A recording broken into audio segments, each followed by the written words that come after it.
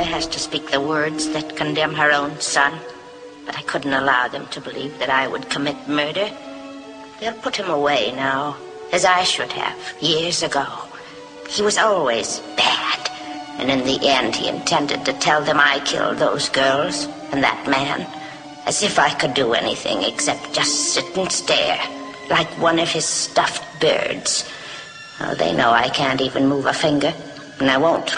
I'll just sit here and be quiet, just in case they do suspect me. They're probably watching me. Well, let them see what kind of a person I am. I'm not even going to swat that fly. I hope they are watching. They'll see.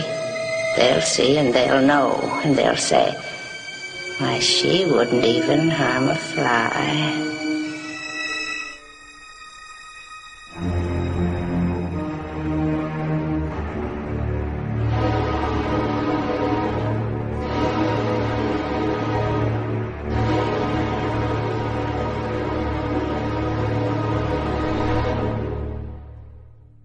Then you started to see a shift where more disturbed, sicker, more drug-involved people started to come.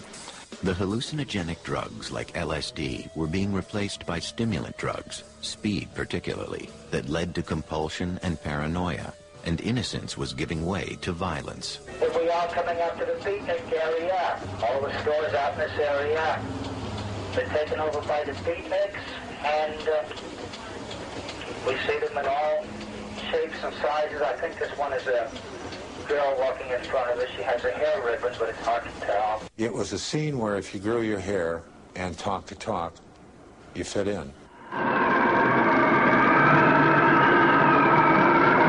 Lions in the street.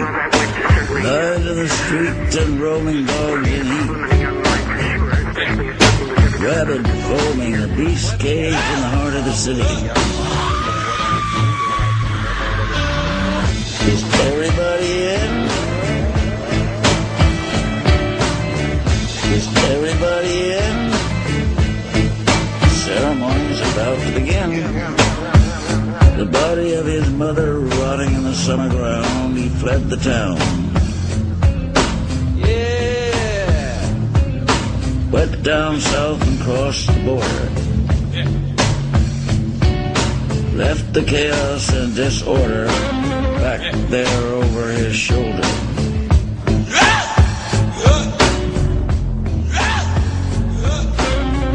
Is everybody in?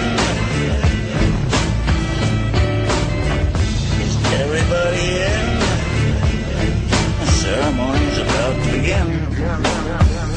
One morning he awoke in a green hotel with a strange creature groaning beside him.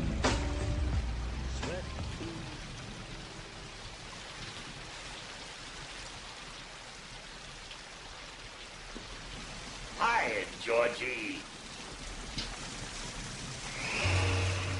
Aren't you going to say hello?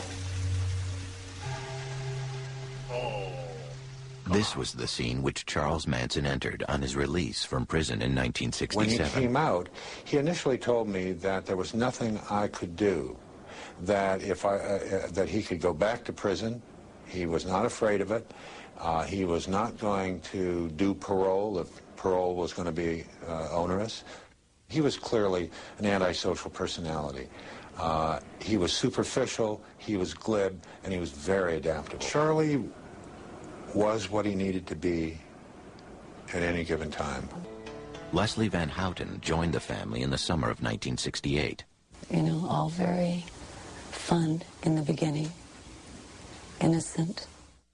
At first, the family reveled in the crumbling movie set and the beautiful countryside around it. They play-acted roles they might have taken in old movies. It was like summer camp, and Charles Manson was head counselor. It was a great place, actually. We could make anything we wanted out of it. It was like having the Our Gang set, you know. You could turn it into anything. The whole idea was to let time disappear. There was no time. We were all living now. Now was the only time. See, at first, the magical mystery tour was that we would be cowboys or gypsies or pirates, and every day it was to wear a different role so that we would get more out of ourselves, and every day was Halloween.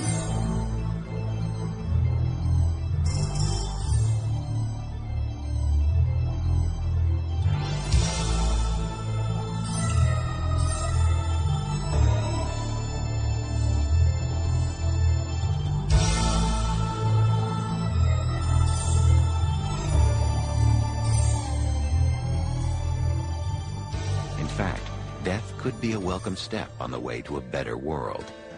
And in the fall and winter of 1968, as Manson saw himself more and more a lone visionary, he and the family spent more and more time in a place that only increased their sense of isolation, a remote outpost in Death Valley, Barker Ranch. We really weren't in touch. We were allowed to listen to the Beatles and the Moody Blues and Manson's music. There's a time for living. The time keeps on flying. Think you're loving, baby, and all you're doing is crying. Can you feel? Ah, those feelings real. Look at your game, girl. Look at your game, girl. What a mad delusion. Living in that confusion, frustration and doubt. Can you ever live without the game? The sad, sad game. Mad game.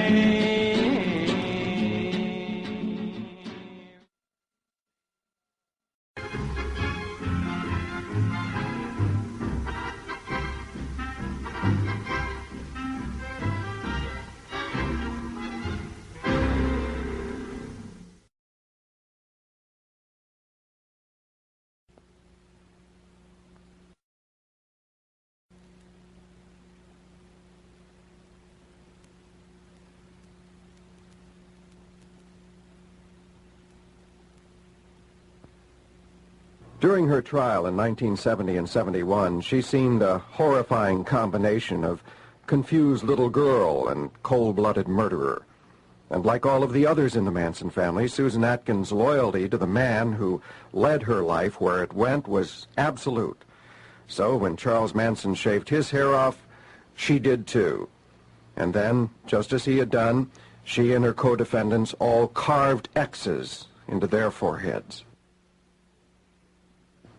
Today she says her bizarre behavior was born out of Manson's evil persuasiveness and fed by her constant drug use.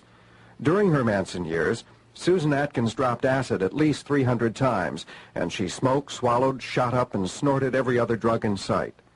And although she had no drugs in her first 5 years of imprisonment, she says it took her that long to fully regain her consciousness, to even begin to realize what she had done.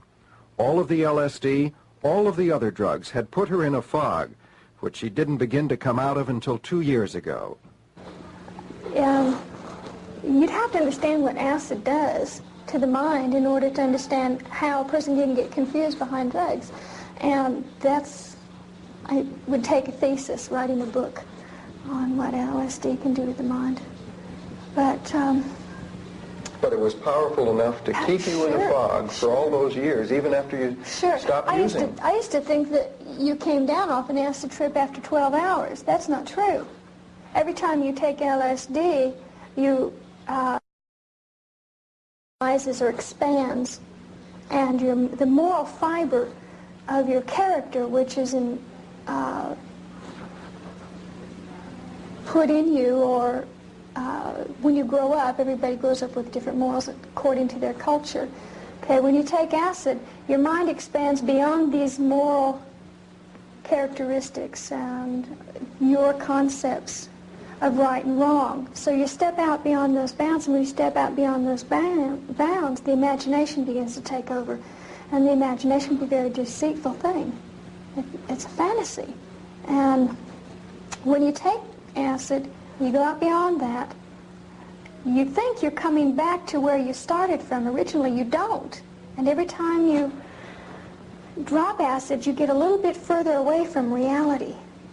And I took so much acid that I just was what I would term spaced. And it took me many years to what I term now re-enter. And that was just through not having any acid and having to deal with reality every day.